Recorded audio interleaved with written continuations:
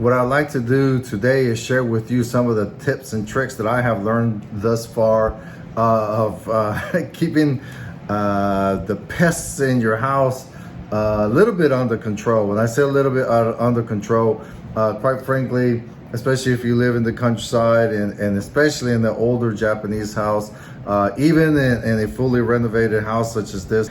If you have been following us before, this house is an older house, 50 some years old, but it was extensively renovated. However, you still are going to have insects and other kind of little critters coming around the house. But in particular, which I think really terrifies most Westerners, is what is a Mukade. So basically like a centipede. And let me see. Here's a picture of it. That bad boy right there. So what I'm going to do right now is walk around the house and do a little bit of treating. And just for reference, today is September 3rd. And here in the past couple weeks, I have noticed several in the house. When I came home today, my wife actually told me that she noticed one as well. I know that sounds a little gross, scary, disgusting, whatever the case may be. But folks, that is a fact of living in the countryside of Japan. And not only the countryside, you also get them in the city. Throughout the years, I've learned what you should do. If you are a little bit more experienced than I am, please comment below, share, so that all of us can learn. But yeah, so what I want to start is talking about some of the different treatments, chemicals, whatever the case may be, that you can find locally available at your DIY store, at the grocery store, maybe even at the convenience store. I'm not quite sure. This right here is Mukade, if you can read Japanese, katakana. Mukade, so basically they are these centipedes, and they're very, very difficult to kill. They say that if you step on one and squish or whatever, that they multiply. I don't know. I'm not quite sure about that, but they are definitely very hard to kill. So this is just more of a prevention. What you do is, I don't know if you can see there, what you do is just kind of pour a little pattern all the way to your house. And we're going to do that here in a minute, and I'll show you. Basically, it's pretty easy. But then I also found this type that I started using this year. So basically, I figure I'd give it a little double whammy. Same concept, you spray it around, but this is more of a little sprinkles. What I find with this dust, it flies away. The rainy season for the most part has passed. We just had Typhoon Shanshan pass. In our particular case, we just got rain.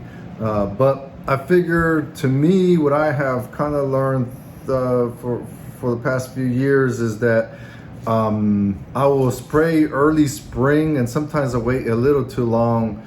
But let's say, kind of think of cherry blossom season and then in the fall.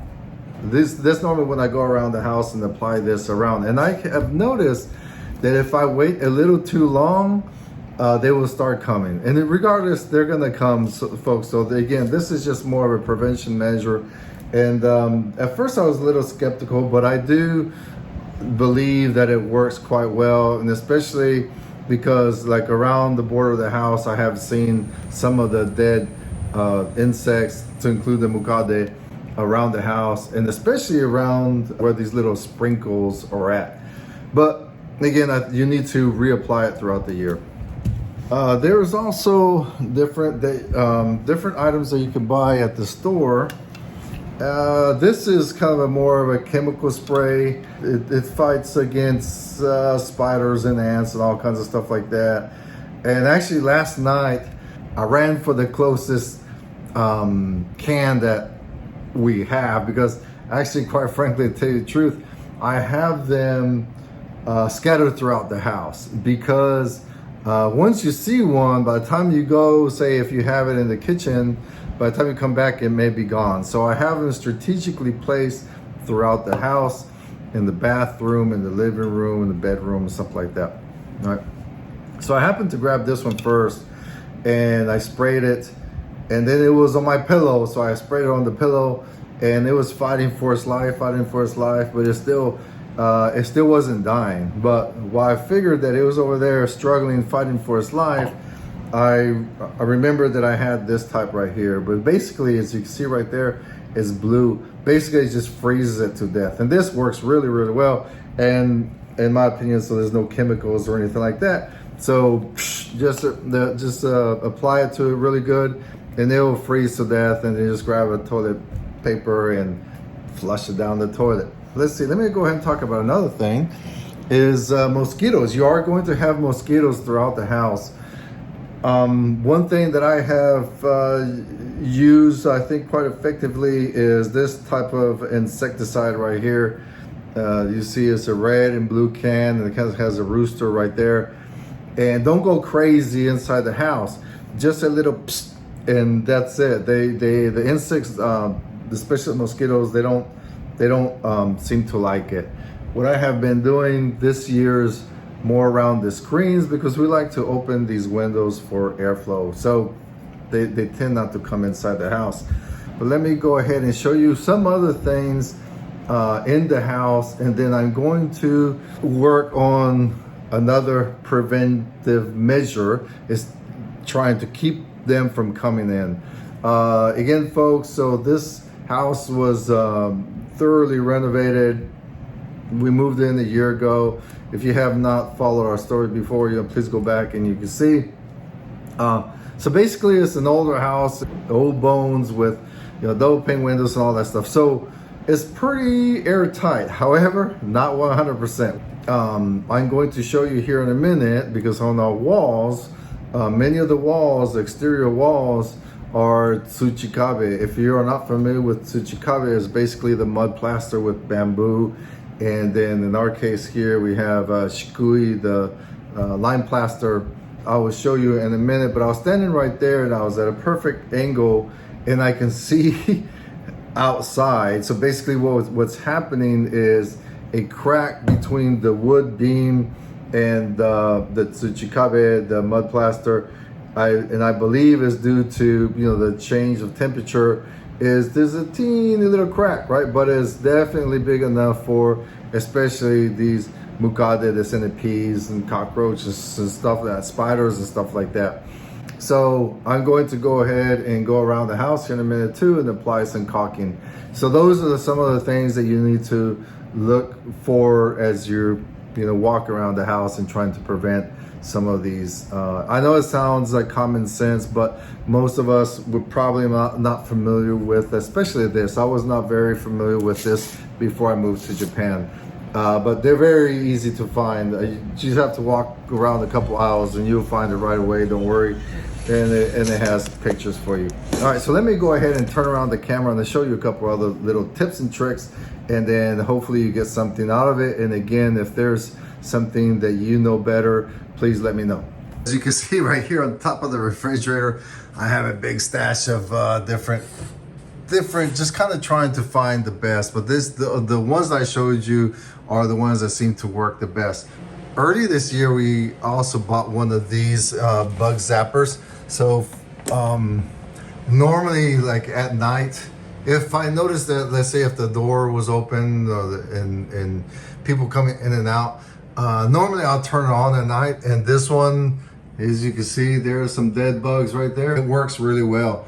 Here's a particular brand, and I bought this off Amazon Japan, and it comes in pretty quick.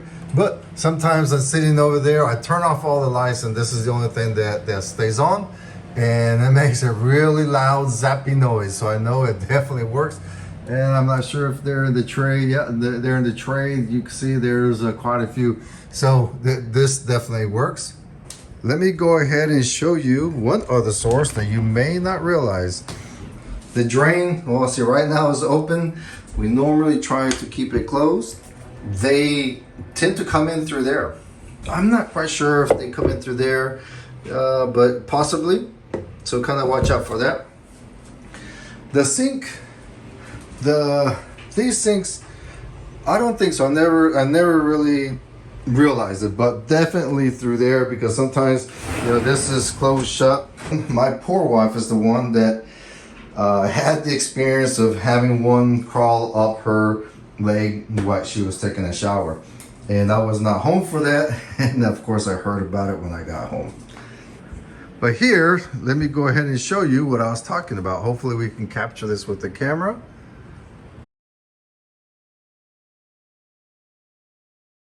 So there you go. You can see it right there. You can see the light between the Tsuchikabe and the wood. And as I said, I'm pretty sure because of the expansion throughout the year, I'm pretty sure the caulking would do the job, because I had the same problem in the guest house and so far I have not seen it. So not in every single one, but like this one right here, again, it's kind of hard to see, but it goes all the way down. And then there's other pillars here throughout the house that I have the same problem. I'm sure I have the same problem over here. Let's go ahead and go outside and go ahead and apply this powder, the little sprinkle things, and do a little caulking. And again, folks, if this is useful to you, please give us a thumbs up. If you have a better idea or recommendation, please comment below. One thing I have not been able to beat are the stink bugs. The stink bugs came in fast and furious this winter. They like to come in when it's cold outside because it's nice and warm inside the house, and they will come in. Oh God, as soon as you open the door, they will sneak right in. And we have a couple little tips and tricks, but was not able to keep them outside. If you have some better tips and tricks, please let us know. All right, let's go ahead and go outside.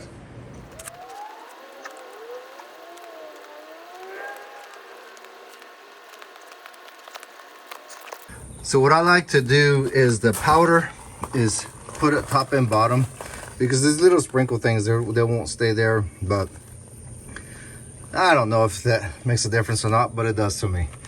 And then, especially around the vents, this may be a problem, not quite sure. Then afterwards, I'll come with a broom and kind of sweep it a little bit closer to the ledge.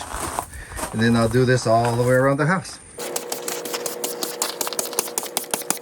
All right, so 2 each of those was sufficient for the guest house and all the way around this house. So for reference, this house is around 1,600 square feet. I have no idea how big that is, but yeah, so 1 or 2 should do it for you. Depends on the size of your house. So this is what I was talking about from the outside. As you can see, it's not coming apart, but it's expanding a little. So I'm going to go ahead and get in all these cracks. And actually, you know, I think one of these days I'm going to have to replace this this plaster right here, shikui. As you can see, it's kind of coming off. So eventually, you know, you can actually kind of hear it kind of cracking, I guess, underneath. That is something that when we did the renovation of this house, we did not focus much on the outside. But yeah, I can see it all the way around here, which I did not notice before. And again, it's probably due to the change of temperature and whatnot, or maybe I just didn't notice it. But yeah, so definitely have to do all that. And this is going to take more than a couple of hours. So little by little, I'm going to go ahead and do it from the inside and the outside. Something else I did not notice before, I just now noticed it, is this big old gap down here. I'm not quite sure, you know, how far it goes in, but for sure I'm going to go ahead and apply caulking all up in here as well. Again, so those are the type of things that you need to look for. And what I did for that little hole in the screen, I just kind of plugged it with some of the caulking and see if it dries and see if that works there.